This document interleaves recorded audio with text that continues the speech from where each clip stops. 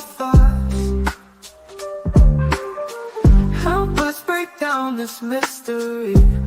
Grab a seat, we guarantee you're in wonderful company, unraveling these mysteries with Mr. and Mrs. E.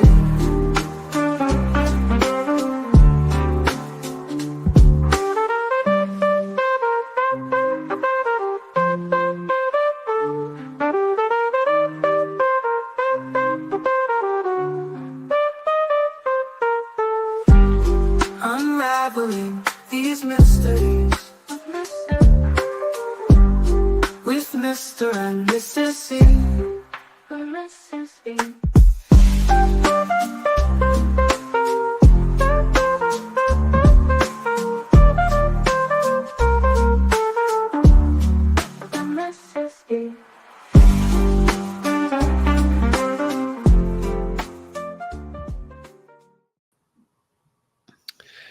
Hi, welcome to the Mr. E Crimecast, everyone. I am Mr. E. I'm joined this morning by Mrs. E and our guest, Aunt E.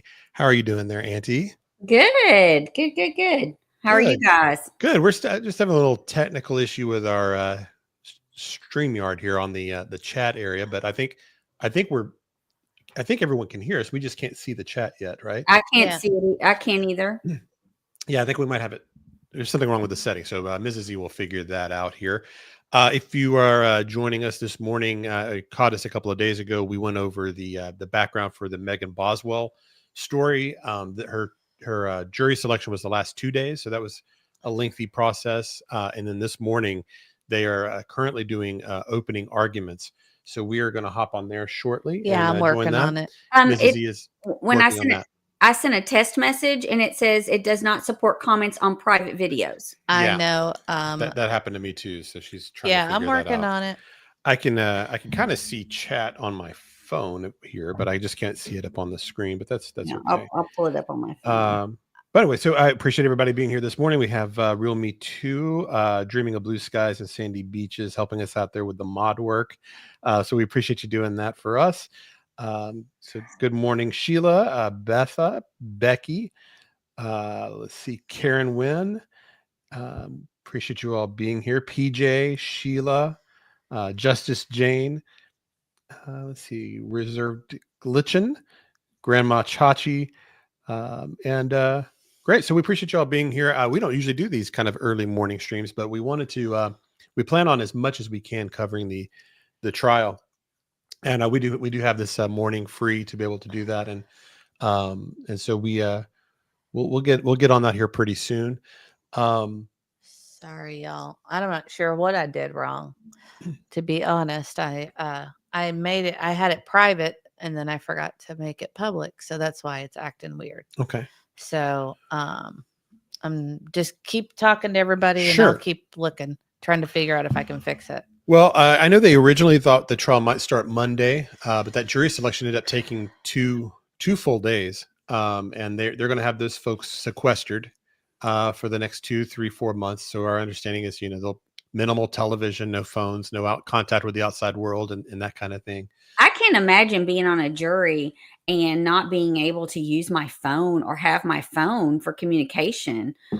That just seems really, really, really strict. I don't know. I think it would be hard. I don't think I could do that. Yeah, that'd be, to not know what's going on in your outside world for 2 or 3 or 4 weeks. I mean, I would guess they get some contact with the family maybe, but it's got to be screened messages, I would assume. Mm-hmm. They just don't want public opinion and people contacting them and saying things that might mess up the whole trial. Yeah, and I know with the Murdaugh trial, that was one that was pretty lengthy. They had lots of people, and and that's the whole reason it may go back to court again, Right. is because of I don't want to say jury tampering, but because one of the jurors said that her decision was influenced by the clerk who was making comments about Murdaugh, saying that he was you guys need to keep your eyes on him. You need to watch him.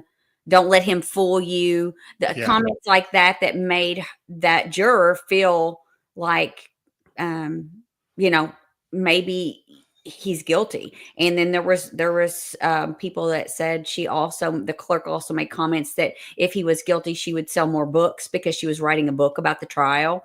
So they are, the judge is actually looking at that. And I listened to the judge question that juror. They call her the egg lady because she was, I think, buying eggs from someone on the jury. And she said she said that the comments did influence her decision. So if they rule in his favor, the whole thing will go back to court. And I'm telling you, it's a very extensive evidence case, and it'll take weeks again to try and to also find jurors that have not in that area that have not heard about the case or been influenced one way or the other about the decision. So so it's the jury selection and getting them sequestered is all very important, but also the people that are dealing with the case in the judicial system, all of that's very important. Yeah, I mean, can you imagine how much all that work thrown out the window because of a comment from a clerk? No, I mean, I can't all imagine. the hours that had to go into that, and they got to start all over potentially. Exactly.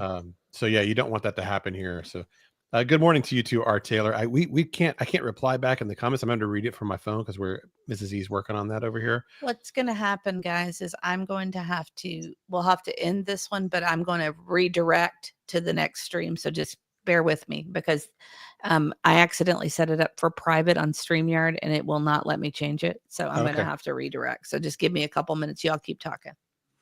Well, I see this comment here from Wannabe Sleuth and something. I can't highlight it, but I can read it.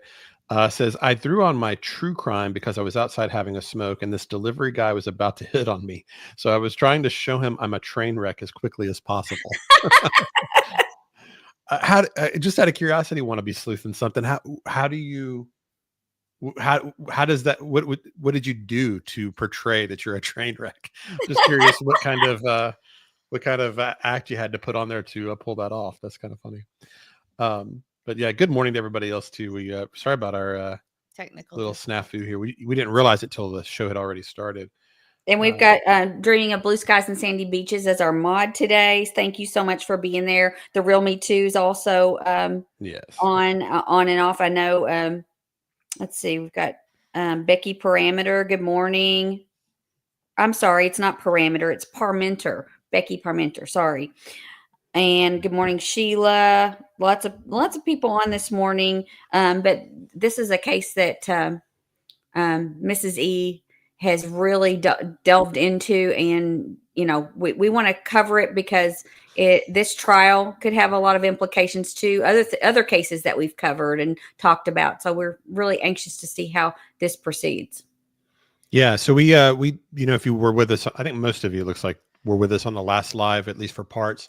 If you weren't, though, we did try to kind of just give an overview on that last live stream of everything that's going to be relevant, we think. We went over several of the interviews she did publicly with the local press there.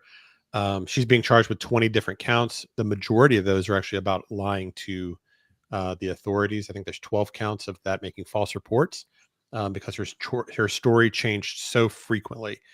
It'll be interesting to see today what defense she lays out, because she, in all of her different stories, she usually was pointing the finger at someone, whether it was her mother or some mysterious guy in a silver camper. I think her boyfriend, I think she claimed that they rolled over on the baby at one point, so she had these different varying stories. So it'll be interesting to see what she settles in on, if she ends up pointing the finger at someone. The whole family really has a criminal history in general. So it's kind of a bunch of shady characters. So we'll have to kind of see how that all plays out. And if it's a persuasive argument, she is, of course, pleading not guilty, which makes this just even more interesting, because this seems like a pretty strong case. It's been compared to the Casey Anthony case in that there are some similarities, but this is stronger, I think, than Casey's case. But hopefully we don't get the same outcome there. This lady needs to be put away if she is, as it seems, responsible for for doing what happened to baby Evelyn. How are we looking on the I'm working on redirecting? it. Are we I'm good? working on it. Just keep going. Did you see one of these sleuthing something's comment on how she did that? No, I didn't. She said, I was out there in all my unkempt cat hair covered braless glory. That's great. Great. Great. All right. So, That's hilarious. okay. So Good. when this stream's going to end and and it's going to redirect you guys to the next stream. I'm so sorry. Want to be sleuthing something that says being attracted to me is a huge red flag. That's very funny, self-deprecating humor. That's great. Well, Let's see. it Hold may just take it as a compliment, I guess, that the delivery guy took an interest to you. Even he could see through all of the charade, I guess. yes. Okay, guys. So what we're going to do is we're going to go out of here and start the next one. We'll skip over all the. Actually, I'll probably play the intro just for the replay people. So I apologize about that. Will they leave here? Will they just Yeah, stay they'll where have. they are? I'm not sure how that works, honestly. Okay. I really don't know. Well, I appreciate your patience with us. If you have to hop on the next one, we appreciate you doing that, and we'll get started here shortly. Did you see Star Child? It just came up. Oh, thank you so much for gifting a membership. That's very sweet. I'm so sorry, guys. I'm sorry I messed up. And Star Child, she's been a member for 2 months as well. Oh, so thank you, and thanks for being a member. And I can't highlight it yet, but the comment she has is, "What can we do to stop these crimes?" Great question. That's a good question. Where are there red flags? Are there things that it seems like CPS was involved in this family at that point? The CPS stuff to me is really complicated because on one hand, you don't want children unnecessarily being ripped away from their families if you can make it work, right? And that's their goal. Their goal is to keep the child in the home with the parents many times. So, it's a difficult, it's a slippery slope. When do you take them away? And like I talked about before in other lives, their criteria for how they handle things is very specific, and it's laid out, and they kind of have to follow that to a T. Because you would think, like, if CPS got involved in your life because you had some issue or whatever, for some people that might be enough of a wake-up call for them to change their behavior because they don't want to lose their kids. So whatever they're doing, maybe they can correct through the fear of that, because some people just need those consequences to behave correctly. So sometimes the CPS could work, but where's that line? It's tough, and plus there's not that many.